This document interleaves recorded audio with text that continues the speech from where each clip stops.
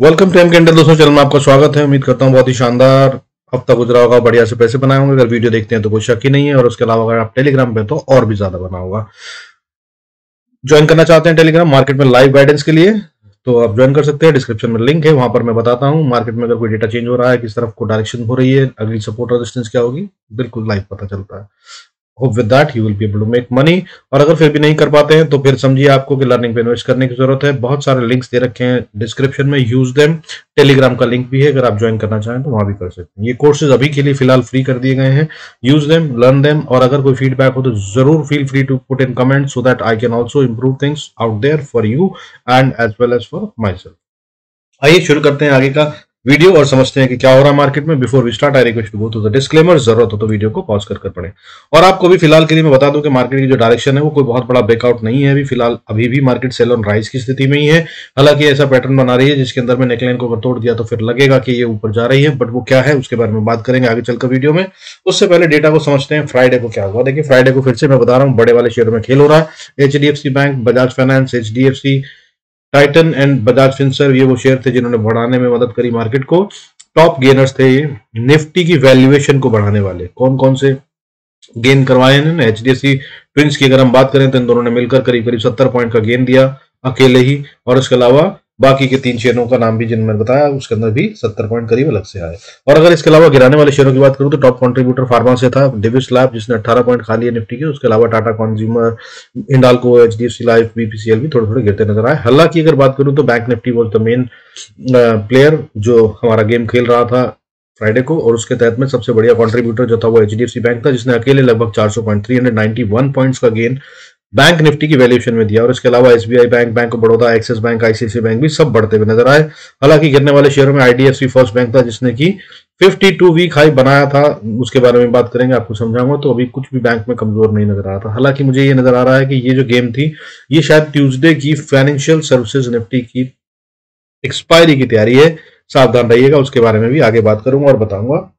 क्यों कह रहा हूं ऐसा? क्योंकि देखिए आपको डेटा बताऊं अगर तो फॉरेन इंस्टीट्यूशनल इन्वेस्टर्स जो हैं उन्होंने 932 करोड़ दैट इज 932 करोड़ का माल बेचा है फिर से आगे बढ़ते हुए फ्राइडे को। हालांकि ये कंपैरेटिवली कम है, थर्सडे को इन्होंने उससे भी ज्यादा बेचा था 3065 करोड़ का। और इसी तरह डीआईएस डोमेस्टिक इंस्टीट्यूशनल इन्वेस्टर्स जो हमारे देश के अपने बहुत सारे बड़े वाले इन्वेस्टर हैं उन्होंने 1264.74 करोड़ का माल खरीदा अगेंस्ट 932 की सेलिंग। इसका मतलब बाइंग ज्यादा हुई कंपैरेटिवली सेलिंग के। ये एक अच्छा साइन है जिससे मार्केट और अभी थोड़ी बढ़ती नजर आ रही है। लग रहा है कि ओपनिंग जो है वो अच्छी खासी ऊपर हो सकती है, लेकिन क्या हम उसको सस्टेन कर पाएंगे वो लेवल फिर से बोल रहा हूं बताऊंगा। एक पैटर्न बना रहा है, अगर वो नेकलाइन को ब्रेक करता है तो वो बता देगा कि हाँ ऊपर जा रहा हूं, नहीं तो वहां से रिवर्सल होने के बहुत स्ट्रॉन्ग चांसेस है। अब अगर बात करें जनवरी मंथ की, फरवरी मंथ की, जनवरी मंथ की भी बात कर लेते हैं। इनफैक्ट 41,464 करोड़ का माल बेचा था फॉरेन इंस्टीट्यूशनल इन्वेस्टर्स ने और खरीदा था डोमेस्टिक वालों ने 33,411 का, यानी कि खरीदारी कम थी और इसलिए हम नीचे गिरते हुए नजर भी आया। लेकिन अभी की स्थिति की अगर बात करें फरवरी मंथ की तो 2212 करोड़ अभी तक फरवरी में माल बेचा है फॉरेन इंस्टीट्यूशनल वालों ने। और उसके अगेंस्ट में डीआईएस ने माल खरीद लिया है 4165 करोड़ का, यानी कि अब बाइंग ज्यादा बढ़ गई। अगर आप मेरे वीडियोस देखते हैं तो जरूर समझ पाएंगे मैं क्या कह रहा हूं। इसी डेफिसिट को देखकर मैं समझ पाता हूं कि मार्केट में पैसा किस तरफ लग रहा है। और अगर आप नहीं समझे हैं तो समझा दूं आपको। देखिए इस तरह से साफ पता चल रहा है कि माल रिटेल से निकाला जा रहा है। दो बड़े वाले प्लेयर हैं, वो एक बेचता है तो दूसरा खरीदता है, लेकिन आमतौर पर अगर वो बेचता है और कम खरीदते हैं दूसरे वाले तो इसका मतलब होता है कि माल चिपकाया गया रिटेल को। यहां पर ऐसा लग रहा है कि रिटेल से माल निकलवाया गया डबली और वो डबल माल खरीदा गया, यानी कि जो एफआईएस ने बेचा वो भी खरीद लिया प्लस जो रिटेल ने फेंका वो भी उठा लिया गया। ये एक अच्छा साइन है जिसका मतलब ये है कि डोमेस्टिक इंस्टीट्यूशनल इन्वेस्टर, जैसा मैं बार बार बता रहा हूं आपको, फिर बता रहा हूं, मार्केट को गिरने नहीं देंगे। उनका अभी तक पिछले 2 साल के हिसाब से अगर आप देखें तो लगभग अब 4 लाख करोड़ के करीब का पैसा लगा हुआ है। 4 lakh crore is a serious amount और ये वो अमाउंट है जो फॉरेन इंस्टीट्यूशनल इन्वेस्टर निकाल चुके हैं हमारी मार्केट से पिछले 2 सालों में। और इतना पैसा मार्केट में आने में 10 से 15 साल लगे थे, तब ये इतना पैसा आया था जितना इन्होंने पिछले 2 साल में निकाल लिया है। तो समझिए उसके बाद भी मार्केट नहीं गिरी है तो बहुत खतरा नहीं है। लेकिन हाँ, अभी फिलहाल मार्केट का बायस डाउनसाइड का है और अभी हमारा ट्रेंड भी डाउनवर्ड्स है, इसलिए मार्केट अभी सेल ऑन राइज की ही है जब तक ये अपनी नेकलाइन को नहीं तोड़ देता, जिसके बारे में हम आगे बात करेंगे। चलते हैं आगे और बाकी के डेटा को देखते हैं। देखिए अगर वॉलेटिलिटी इंडेक्स की बात करूं तो बहुत ही भयंकर उछाल मूवमेंट आ रहे थे, हालांकि गिर के बंद हुआ है। एक अच्छी गिरावट देखी गई वॉलेटिलिटी इंडेक्स में। 6.26 पे क्लोज होता हुआ नजर आया, 6.26% गिर कर क्लोज होता हुआ नजर आया और 14.40 पे बंद हुआ है। विक्स वॉलेटिलिटी इंडेक्स की बात करें तो हम 14.40 पे विद अ डिप ऑफ 1.33%। उससे पहले एक दिन 6.26% गिरा था। अगर 6.26% गिरने से पहले भी अगर बात करूं तो थोड़ा सा गिरा था और उससे पहले भी 4.5% गिरा था, यानी कि लगभग पिछले 4 दिन से लगातार, यानी कि पिछला हफ्ता पूरा वॉलेटिलिटी इंडेक्स नीचे गिरता रहा, जिसका मतलब ये है कि बहुत अच्छे से स्टेबिलिटी आती नजर आ रही है। ये एक अच्छा साइन है। मार्केट ऊपर बढ़ती हुई नजर आ सकती है अगले हफ्ते में, ये जो हफ्ता है। लेकिन नेकलाइन नहीं टूटी तब तक ये सेल ऑन राइज ही है। फिर बता रहा हूं डेटा इस तरह का नहीं है अभी भी कि वो इतनी ताकत दिखाए कि ये नए वाले हाइज बना दे। सॉरी, कोल्ड हो रखा है बॉस, तो माफी कीजिएगा, apologies. Trying my hard to be as best as possible so that you can enjoy. Further अगर डेटा की बात करें तो देखिए निफ्टी जो क्लोज हुआ है अभी वीक की क्लोजिंग बात करें या फ्राइडे की क्लोजिंग की, तो 17,854 पे क्लोज हुआ with a good gain of 243 points in Nifty, that is 1.38%। लेकिन गेन जो हुआ था वो 322 पॉइंट्स का हुआ था, यानी कि 100 पॉइंट का गेन कैप्चर नहीं हुआ है on closing basis, which is not a very good sign. That indicates that कोई गेम बन रहा है, अभी गेम रेडी नहीं है और आज जो हुआ है वो कंप्लीट नहीं है, इसका मतलब गेम होना है अभी। फर्दर बैंक निफ्टी की अगर हम बात करें तो 41,500 499.70 टू बी वेरी प्रिसाइज पे क्लोज हुआ with a good great gain of 830 points, यानी कि जो फॉल था उसे ऑलमोस्ट कवर करते हुए नजर आया पीछे का। और इसमें जो गेम हुआ था वो करीब करीब 1000 पॉइंट का था, दैट इज 996 पॉइंट्स का। अगर हम लो और हाई की बात करें तो 40,609 का लो बनाया था और अगर हाई की बात करें तो 41,539 का हाई बनाया था। जिस तरह से 1000 पॉइंट का गेम हुआ जिसमें से हमने 830 पॉइंट लगभग कैप्चर कर लिए, which is a good sign. सिर्फ यहां पर 100 पॉइंट छोड़ना इज वेरी गुड स्ट्रेंथ, यानी कि इसमें मोस्ट ऑफ द पार्ट हमने कैप्चर कर लिया है। वहां पर 33% से 40% के आसपास हमने छोड़ दिया कैप्चर करने से। यहां पर जो कैप्चरिंग का अगर परसेंटेज देखेंगे तो आप समझ जाएंगे कि मैं क्या कह रहा हूं। फर्दर इसके अलावा अगर हम बात करें तो देखिए और अच्छे साइन जो नजर आए वो सेंसेक्स को अगर देखें तो गिरते हुए शेयरों की गिनती और बढ़ गई है। 1328 शेयर्स गिर रहे थे सेंसेक्स में फ्राइडे को, और अगर बढ़ने वाले शेयरों की गिनती करूं तो वो 705 रह गए, जो कि थर्सडे को 933 हो गए थे। लेकिन अगर हम बात करेंगे वीकली में तो जो मंडे को हमने शुरू करा था हम उसी लेवल पे आ गए। मंडे को ऑलमोस्ट हमने, पिछले मंडे की बात कर रहा हूं, 796 शेयर बढ़ रहे थे और 1264 शेयर गिर रहे थे। उसके मुकाबले में फ्राइडे की बात करूं तो 705 शेयर बढ़ रहे थे और 1328 शेयर गिर रहे थे, जिसका मतलब यह है कि रोल ओवर्स हो रहे हैं इस समय पे। इसे सेक्टोरल शिफ्ट कहते हैं। कुछ इस तरह से गेम चल रहा है मार्केट में। बहुत ज्यादा बड़ी गिरावट अभी नहीं आती नजर आ रही। हालांकि हाँ, यहां से बड़ी गिरावट का मतलब क्या होता है समझ लीजिए। अगर रिसेशन की बात करें तो हमारे को 20-22% टूटती हुई नजर आएगी मार्केट। हालांकि अभी वैसा नहीं दिख रहा है, तो रिसेशन नहीं, बट हाँ 5% से 3% के बीच में अच्छा मूव आ सकता है आने वाले फरवरी के महीने में। लेकिन मार्च का महीना मुझे ओवरऑल अच्छा दिख रहा है, जिसमें हम फिर से शायद बढ़ते हुए नजर आएंगे। बाकी जैसे डेटा बनेगा वो बताता रहूंगा, स्टे कनेक्टेड।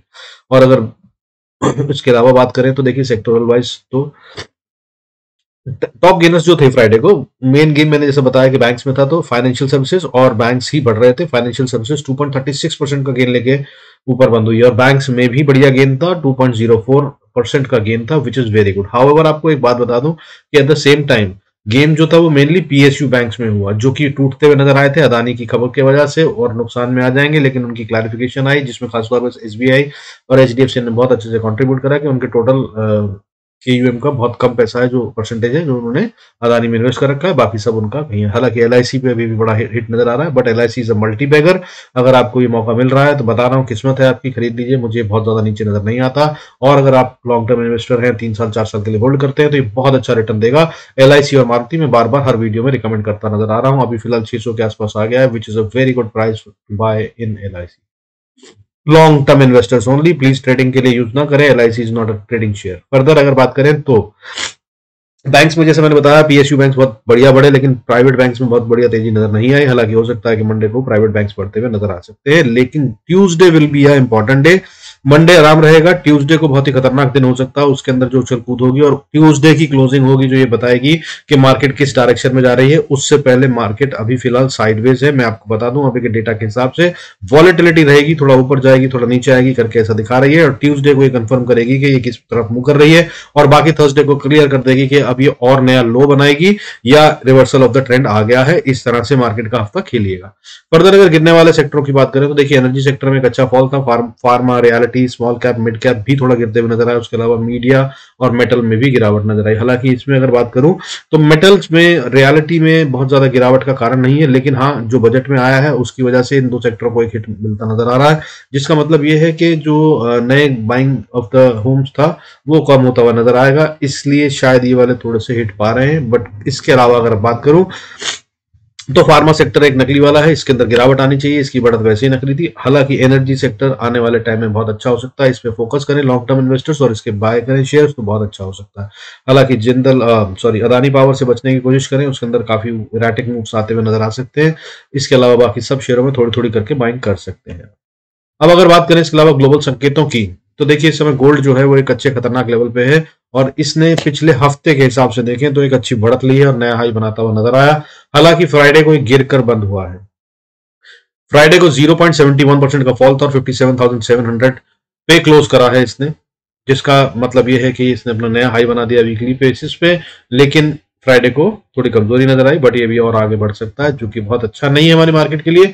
और अगर हम सिल्वर की बात करें तो इसमें भयंकर फॉल आया 3.67% का तेज वाला, और ये सीधा 70,000 के ऊपर ट्रेड करते हुए नीचे 67,625 पे ट्रेड करता नजर आया। क्लोजिंग बेसिस पे इसने ये फिगर पे क्लोज करा, दैट इज 67,625। और ये भी कोई ट्रैप हो सकता है या सच में ये वापस रिवर्सल ले रहा है, जो मैंने बताया था 70,000 के ऊपर ये खतरनाक हो सकता है। तो पहला जो अप मूव होता है वो कभी भी बाय नहीं करना चाहिए। तो अब अगर सच में मूव आए तो आपको बता दूं 72,000 से पहले रुकता नजर नहीं आएगा, आप इसको देख सकते हैं इस तरह से।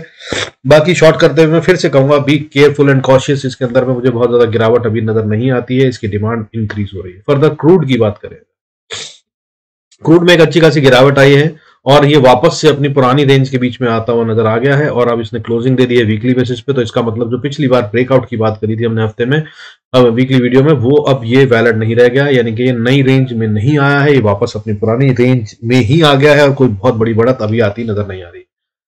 फ्राइडे को 3.25% के फॉल के साथ 6,112 पे आ गया है और अब इसकी रेंज जो है फिर से वही है 5,800 या 5,550 मैक्सिमम मान लीजिए, और ऊपर में 6,230 380 के बीच में। उससे ऊपर जब तक ये नहीं जाता तब तक ये और बढ़ता हुआ नजर नहीं आ रहा है, जो कि वैसे भी हमारी इकोनॉमी के लिए बहुत बड़ा हिट नहीं है, क्योंकि हमारे यहाँ पर जो प्राइजेस हैं वो 8,400 प्लस की वैल्यूएशन अगर क्रूड की हो जाए तब तक के लिए हम प्राइस्ड इन है, हमें कोई इकोनॉमी पे खतरा या नुकसान नहीं होता नजर आएगा। और वैसे भी हम रशिया से सस्ते दामों पर फ्यूल लेते हैं, इसलिए हमारे यहाँ पे वो प्राइस वैसे भी बहुत ज्यादा पेट्रोलियम की चीजें जो हैं वो बहुत हाईली ओवर प्राइस्ड हैं, तो हमारे को इकोनॉमी पे उसका कभी भी हिट आता हुआ नजर नहीं आएगा। इनफैक्ट अभी ये फिलहाल के लिए जब तक ये नीचे है तो बहुत बहुत बहुत स्ट्रॉन्ग फायदा दे रहा है हमारी इकोनॉमी और कंट्री। फर्दर अगर बात करें देखिए सिंगापुर निफ्टी की, जो कि हमारा एक बहुत बड़ा इंडिकेटर होता है कि मार्केट किस तरफ को जा रही है, फॉरेन इंस्टीट्यूशनल इन्वेस्टर्स की क्या इंटेंशंस हैं, उसके तहत में अगर देखें तो इस समय पे वो नेगेटिव में है, 17,800 पे क्लोज हुआ है with the fall of 40 points, जो कि एक अच्छा संकेत नहीं है। फिर से साइडवेज हो जाएगी मार्केट, इसीलिए क्योंकि कुछ संकेत ऊपर बोल रहे हैं कुछ नीचे। लेकिन अब बात करते हैं जो सबसे खतरे की बात है, यूएस डॉलर।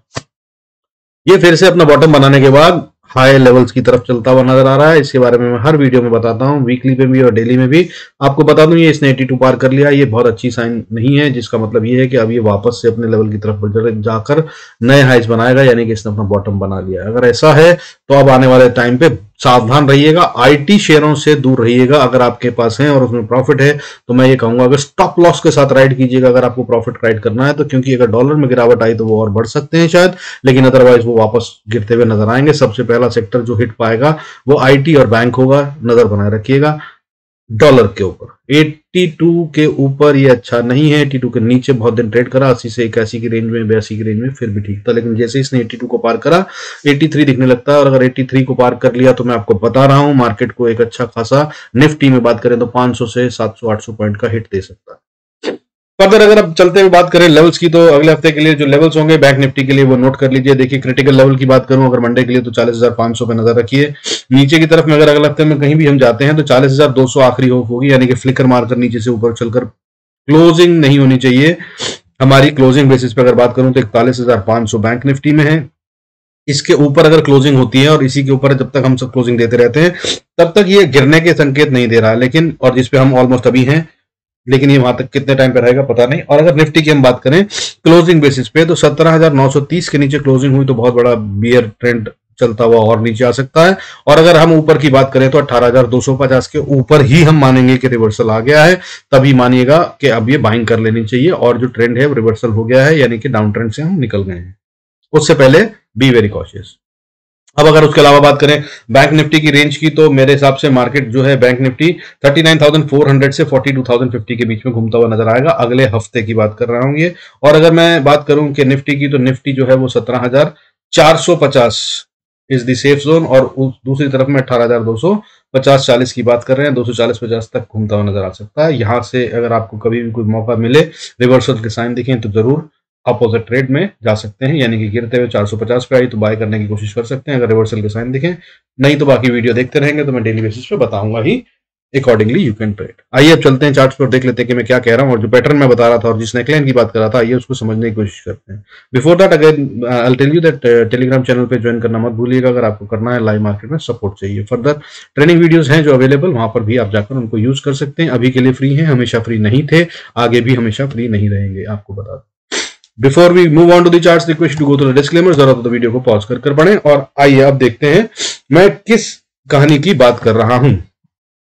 देखिए, अगर आपको सिंपल शब्दों में समझाऊं तो यहां पर बन रहा है डब्ल्यू पैटर्न। डब्ल्यू पैटर्न की अगर हम बात करें तो वो पिछली बार भी बन रहा था लेकिन वो फेल हुआ था। पिछली बार जो बन रहा था वो देखिए यहां से चला था डब्ल्यू पैटर्न, ये गया था यहां से, ये हुआ था और ये यहां पर जाकर हाफ द वे इस नेकलाइन से पहले ही टूट गया था। नेकलाइन ये थी, तब अगर ये लेवल ये पार करता और इसके ऊपर जाता तो हम रिवर्सल मान लेते, ट्रेंड टेक्निकल ये कहता। लेकिन अब सिमिलर वे में यहाँ पर कहानी चल रही है और वो कहानी क्या चल रही है उसको भी देख लीजिए। और ये ऐसी ही चल रही है और इसी लेवल पे है। अगर आप यहाँ देखें तो देखिए यहाँ से यूं आया नीचे और फिर ये इसके बाद यहाँ तक गया और फिर नीचे आया और अब ये फिर से यहाँ पर है। और अब अगर आप इसको देखें तो बिल्कुल सिमिलर वे का पैटर्न है और अब ये इसको क्रॉस करेगा अगर, तो हम मानेंगे कि ट्रेंड रिवर्सल हो गया, डब्ल्यू पैटर्न पूरा हो गया। ये इसकी नेकलाइन है, नेकलाइन को अगर पार करेगा तो हम मानेंगे कि ट्रेंड रिवर्स हो गया। ये लेवल क्या है? ये लेवल है 42,000 का। 42,050 के ऊपर अगर ये ट्रेड करता है, या बल्कि इनफैक्ट बोलूंगा क्लोजिंग बेसिस पे अगर ये आता है, तो इसको हम मानेंगे कि इसने रिवर्सल दे दिया। उससे पहले ये सेल ऑन राइज ही है। ये बैंक निफ्टी की बात। अगर हम निफ्टी की बात करें तो निफ्टी में भी absolutely ditto copy similar pattern है और उसके तहत में अगर आप चाहें तो देख सकते हैं यहाँ पर भी मैं जो कह रहा हूं बिल्कुल क्या था वो और कैसे बन रहा था। देखिए वो ये पैटर्न था। अगर हम बात करें तो यहां से ये बना था और ये बना डब्ल्यू का पैटर्न, यहां से गया और ये यहां पर इसने नेकलाइन को नहीं पार करा और ये यहां से ही रेजिस्टेंस लेकर वापस नीचे गिर गया था। और अब अगर बात करें इसकी जो अब पैटर्न बन रहा है तो वो बिल्कुल सिमिलर वे में बन रहा है। अगर आप इसको देखें तो देखिए ये यहां से बना, नीचे आया, ये बॉटम करा, उसके बाद ये यहां तक गया और उसके बाद फिर नीचे आया एक ही दिन में और अगली बार अब फिर से ये यहां पर है। यहां पर जो है इसकी नेकलाइन पे आके खड़ा हो गया है, नेकलाइन से नीचे ही है अभी थोड़ा। और अगर ये ब्रेकआउट इसको देता है तो ये अगली पॉसिबिलिटी जो बनती है यहां तक जा सकता है। 17,970 से 18,050 का लेवल है। इसको अगर पार कर कर क्लोजिंग देता है तब हम सोच सकते हैं कि ये रिवर्सल हो गया है। नहीं तो बॉस समझ लीजिए सेल ऑन राइज की ही कहानी है अभी भी। बाकी इसके अलावा अगर ट्रेड की बात करें अब तो वीकली लेवल्स के हिसाब से अगर देखें तो बॉस मुझे ऊपर 18,176 से 18,282 के बीच में बहुत स्ट्रांग एरिया लगता है, जिसको निफ्टी फिलहाल पार करता नजर नहीं आ रहा है। फिलहाल जब मैं बोल रहा हूं तो वो इस हफ्ते या अगले हफ्ते तक भी नहीं नजर आ रहा है। इस लेवल को पार करने में मुझे ऐसा लग रहा है, मैंने टाइम चार्ट्स देखे, टाइम कैलकुलेशन करी है तो ये मार्च के आसपास कहीं जाकर ये दिख रहा है कि शायद वहां पर करेगा, उससे पहले ये नहीं जा रहा। और अगर नीचे की बात करूं तो हाँ उस हिसाब से ये अच्छे से जा सकता है नीचे। टाइम साइकिल ये कहता है कि वहां पर ये अपॉर्चुनिटी है, वहां पर अभी बहुत बड़ा रूम है जिसके लिए ये अटेम्प्ट कर सकता है। और अब चलते हैं, गेम समझ लिया आपने, लेवल्स नोट कर लीजिए। सीधा लेवल्स बताऊंगा बिना कहानी के, नोट करके रखिएगा, पूरे हफ्ते काम आएंगे। तो लेवल्स है, अगर निफ्टी 50 की बात करें ऊपर जाना चाहता है तो वह सबसे इंपॉर्टेंट लेवल अभी जो है जहां पर ये बैठा है 17,860, ये एक इंपॉर्टेंट लेवल है। इसके ऊपर में जाने पर इसको सबसे पहली रेजिस्टेंस जो है छोटी सी है हालांकि, 900 पे मिलेगी, इसको पार कर जाएगा तो फिर एक एरिया है जो कि इंपॉर्टेंट और क्रिटिकल एरिया बनता है, ये वही डब्ल्यू पैटर्न है जो मैंने आपको भी समझाया। तो ये 17,999 यानी कि 18,000 मान लीजिए, 18,000 के पास अटकता हुआ नजर आएगा। हालांकि 50 पॉइंट पहले से ही गेम शुरू कर लीजिएगा और ऊपर में 50 पॉइंट और छोड़ दीजिएगा, क्योंकि कई बार false breakout stop loss hunting होती है, उसके तहत में फंस सकते हैं। हालांकि इसके ऊपर अगर क्लोजिंग दे दे तब आप बाय साइड पे जाने की कोशिश कीजिएगा, तब अगला लेवल जो होगा वो 18,027 के बाद अगला जोन जहां पे ये अटक सकता है वो होगा 18,120 से 150। ये वो एरिया है जहां पर ये अटकेगा ही अटकेगा, अगर इसको ऊपर जाना है तो भी, और यहां से आ गया तो, क्योंकि ये अगर नेकलाइन इसने तोड़ दी तो ये भी एक अगली नेकलाइन है जो पिछले डब्ल्यू की नेकलाइन बनती है, जो मैंने आपको भी पीछे दिखाया चार्ट। और अगर उसको पार करने के बाद ये इस लेवल को पार कर लेता है, दैट इज 18,200 का 230 का, इनफैक्ट 200 से 267 मेरा एग्जैक्ट रेंज निकलता है, इसको नोट कर लीजिएगा, ये बहुत इंपॉर्टेंट एरिया है। इसको अगर पार करके क्लोजिंग देने लगे तो फिर समझ लीजिएगा अब हम वापस नीचे नहीं और ऊपर जाते हुए नजर आएंगे। हालांकि ये होता हुआ नजर नहीं आ रहा है डेटा के हिसाब से भी, बट डेटा जिस तरह से बदल रहा है बहुत ही इराटिक है और वॉलेटिलिटी बहुत हाई है, तो हो भी सकता है कि हो जाए। और जिस तरह का बाइंग सिनेरियो बनता नजर आया है फ्राइडे को, वो दिखा रहा है कि हाँ शायद ये मूवमेंट भी आ सकता है, पैसा तो कोई लगा रहा है। और जिस तरह से मैंने FIs और DFs का गेम समझाया उसके तहत में भी हो सकता है। तो अगला लेवल फिर उसके बाद 18,437 और 18,612 तक का हो सकता है। और अगर हम बात करें नीचे की, अगर निफ्टी नीचे आना चाहता है तो देखिए 17,860 जो मैंने बताया, उसके बाद नीचे आता है 30 के आसपास है, तो एक इंपॉर्टेंट सी सपोर्ट, बहुत ही इंपॉर्टेंट सपोर्ट है। इसको यहां से भी बाउंस कर सकता है, डब्ल्यू पैटर्न ही माना जाएगा, तब भी अगर यहां से बाउंस कर जाए वो लेवल है 17,750, सॉरी 17,750 से भी अगर ये घूम जाता है तो मान लेंगे हम कि ऊपर की तरफ जा रहा है। और उसके बाद इंपॉर्टेंट सपोर्ट 17,660 पे, और उसके बाद 17,600 पे, और उसके बाद नीचे की तरफ में लास्ट एंड फाइनल सपोर्ट जिसे माना जाना चाहिए वो है 17,440। इसको तोड़ के अगर इसने क्लोजिंग देनी शुरू कर दी तो फिर समझ लीजिएगा कि फिर हम बहुत नीचे जा रहे हैं, बहुत नहीं मतलब एक नया लो बनाते हुए नजर आएंगे, जो कि कम से कम आपको बताऊं तो 157, तो अनदर 600 पॉइंट 700 पॉइंट का फॉल यहां से आता हुआ नजर आ सकता है। वो लेवल्स क्या होंगे अगले वाले, फिर उसके बाद 17,294, दैट इज 17,294, 17,145, 16,968, 16,800 एंड उसके बाद 16,500, 16,500 एंड 16,200 भी नजर आ सकते हैं। इस इन पे नजर रखिएगा। फर्दर बैंक निफ्टी की अगर बात कर लें तो बैंक निफ्टी में भी मैंने आपको पैटर्न दिखा दिया, सेम गेम बना हुआ है। तो इसके जो लेवल्स होंगे उनकी कहानी अगर हम जानना चाहें तो अगर बैंक निफ्टी ऊपर जाना चाहता है तो एक क्रिटिकल रेजिस्टेंस जो पहले ही बनती है बिफोर द डब्ल्यू पैटर्न या नेकलाइन की अगर हम बात करें तो वो है 41,650। इसको इसे पार करना थोड़ा मुश्किल लग रहा है। जिस तरह का पैटर्न इसने बनाया, अगर ये देखिए 2 आवर्स की कैंडल देखें तो बड़ी कैंडल, और उसके बाद इसने डोजी बना दिया है, जिसका मतलब ये है कि यहाँ से रिवर्सल भी आ सकता है। अगर रिवर्सल आया तो सीधा वन वे जाएगा ये यहाँ से नीचे 524 से कम 41,000 तक, यानी कि करीब करीब 500 पॉइंट का फॉल है अगर ये यहाँ से गिरना शुरू हुआ, यहाँ पर देख लीजिए। और उसके लिए आपको इंपॉर्टेंट लेवल क्या देखना है, इंपॉर्टेंट लेवल 41,450 का मान लीजिए, या 400 ही मान लीजिए, उसके नीचे बाय अपना सेल कीजिएगा।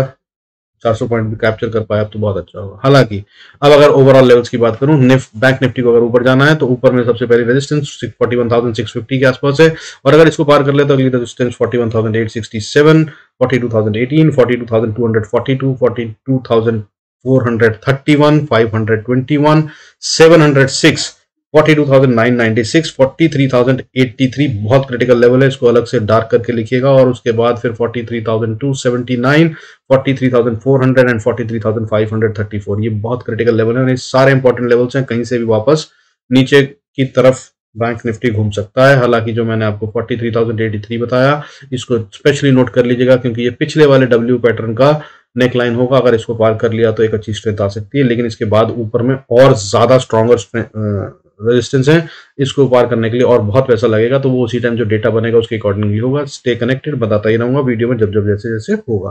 हाँ, और अगर नीचे की बात करें तो 41,480 का ये लेवल है, इसको वैसे तोड़ा तो जैसे मैंने बताया नीचे जा सकता है अच्छा खासा, सीधा यहां तक आता हुआ नजर आएगा। उसके अलावा नेक्स्ट सपोर्ट जो है वो जहां पर रुकेगा वो लेवल दिखता है 41,288, 41,141, 40,875, और उसके बाद छोटा सा एरिया बनता है सपोर्ट का। वहां पर अगर डिसाइड करा इसने उछलने का तो फिर से कोशिश कर सकता है, या फिर यहां पर आकर सपोर्ट लेता हुआ नजर आएगा अगले फॉल से पहले। वो होगा 40,660 से लेकर 40,580 का एरिया। 580 से 660 का एरिया है जहां पर बैंक निफ्टी रुक कर ये डिस्ट्रीब्यूशन या कंसोलिडेशन कर सकता है और डिसाइड कर सकता है अपनी नई डायरेक्शन। हाउएवर यहाँ से अगर नीचे चला गया तो फिर छोटी छोटी रेजिस्टेंस आती हैं जो बहुत जल्दी टूट जाएंगी, लेकिन फिर भी जान लीजिए क्योंकि पूरे हफ्ते की बात है तो बता रहा हूँ 40,250, 40,150 और उसके बाद 39,918 will be the final support good वाली, जहां से ये वापस बाउंस करने की कोशिश कर सकता है या रुकने की टाइम बताने की। हाउएवर अगर इसको तोड़ दिया तो फिर उसके बाद 39,500 और 39,350 का एरिया लास्ट होप है। और अगर इसको तोड़ दिया अगर तो फिर समझ लीजिएगा बैंक निफ्टी और 1000 पॉइंट नीचे की तरफ जा सकता है सीधी सीधी चाल में, उसको कैप्चर करने की जरूर कोशिश कीजिएगा। उसके बाद लेवल्स जो होंगे सपोर्ट के वो 39,146 होंगे, फिर 38,529, 38,265 और 38,054 और उसके बाद 37,599 तक का गेम आता हुआ नजर आ सकता है। हालांकि उसके बाद के भी लेवल्स बहुत स्ट्रांग हैं, अगर मूव करा तो बैंक निफ्टी बहुत इरेटिक और तेज करता है, बट अगर जरूरत हुई तो मैं आपको आने वाले दिनों में उनके बारे में बता दूंगा। अभी मुझे ऐसी जरूरत नजर नहीं आती है। With this, I conclude my video. Thank you so much. Stay connected. और इस वीकली वीडियो को अगर आप चाहें तो सेव कर लें, क्योंकि मैं बार बार बताता हूं आने वाले वीडियोस में इसका रेफरेंस देकर ही बहुत कुछ आपसे कहता हूं कि यहां पर जाकर देख लीजिए, क्योंकि बार बार नए वीडियोस को बनाने में उसके अंदर इंक्लूड करने में बहुत लंबा हो जाता है और फिर बहुत सारे लोगों को देखने में दिक्कत होती है, हर रोज इतना टाइम नहीं होता। तो अगर आपको रेफरेंस के लिए सेव करना हो तो don't forget to save weekly videos in your playlist. इससे आपको मदद मिलेगी और वापस आकर आप जब भी चाहें रेफरेंस ले सकते हैं। वीकली वीडियोस पहले वाले भी देख सकते हैं जिसके अंदर आप देख लीजिएगा मेरे लेवल्स कभी फेल नहीं होते और बहुत स्ट्रांगली काम करते हैं और बहुत अच्छा फायदा देते हैं। इनको यूज करने की कोशिश करिए, पैसा बनाने की कोशिश करिए और उसके अलावा लर्न जरूर करिए। There is no other way than learning in market. Market क्या कहीं भी कामयाबी के लिए बहुत जरूरी होता है। नया ऑफिस ज्वाइन करते हैं, वहां जाकर आप सीखते हैं, ठीक है। नई नई शादी होती है, फिर बहुत कुछ सीखते हैं रिश्तों के लिए। कहीं भी जाएं, that's all is required. So stock market is no difference. Do learn, invest. Learning के बहुत सारे वीडियोस दे रखे हैं, डू यूज देम। अभी के लिए फ्री हैं। With this I conclude this video. Thank you so much. God bless us all. See you in next video. Stay connected.